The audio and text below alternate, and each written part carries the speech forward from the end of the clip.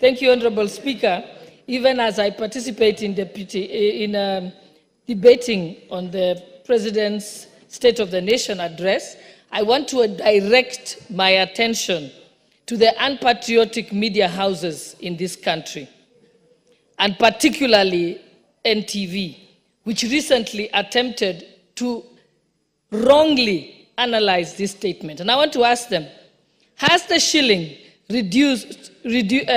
strengthened from 162 to the dollar to 129 today? Yes or no? We look at the cost of living. Has inflation dropped from 9.6 to 2.7? Every Kenyan knows the price of unga has gone down, the price of kerosene has gone down, the price of electricity has gone down. Those media houses should tell us where they are getting their statistics and where is the source of their information.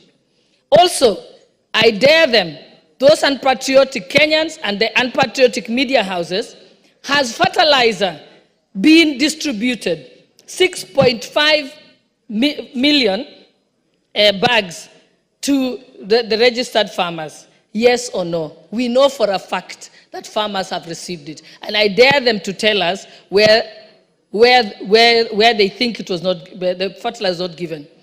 Also towards food security. Today they can go and they can use their investigative journalists to go to the stores and find that we now have 47 million bags of maize and 8.8 million bags of beans and 10.4 million bags of wheat in our reserves.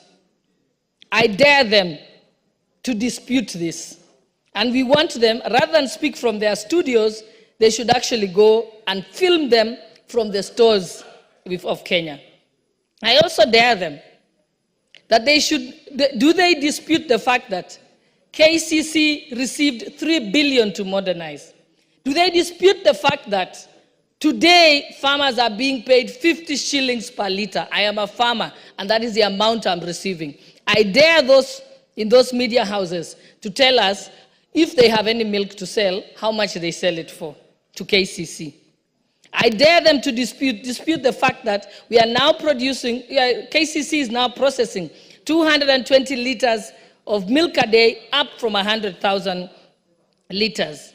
I dare them to dispute the fact that the sex semen is now going for 2,900 shillings. Those of us who were dairy farmers were buying it up from before from 9,000 shillings.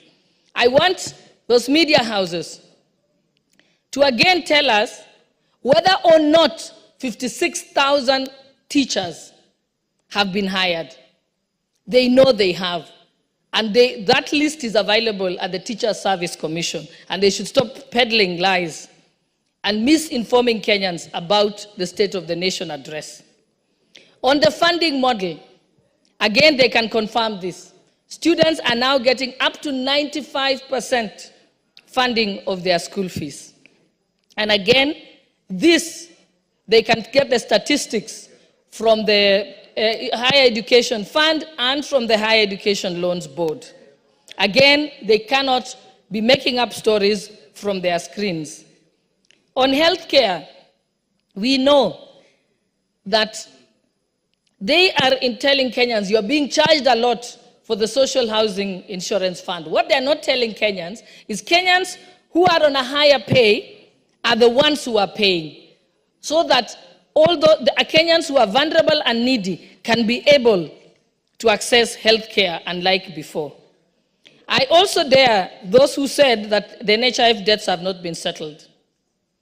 3.7 billion was disbursed, and earlier another 5 billion was settled. On the issue of the Hustler Fund, it is, again, this is information that's available, that 60 billion has already benefited over 24 million Kenyans.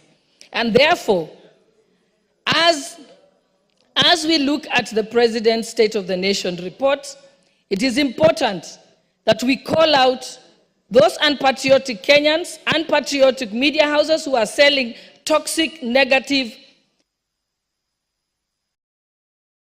yes, give the deputy who are selling the negative, toxic narratives, and selling a story of doom and hopelessness to Kenyans. Because Kenya is strong, and Kenya, as we saw in the last State of the Nation report, that Kenya is going places and Kenya is destined for greatness.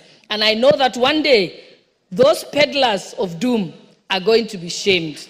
And lastly, Honorable Speaker, for the first time in the State of the Nation report, address by a sitting president, the issue of gender-based violence was given prominence.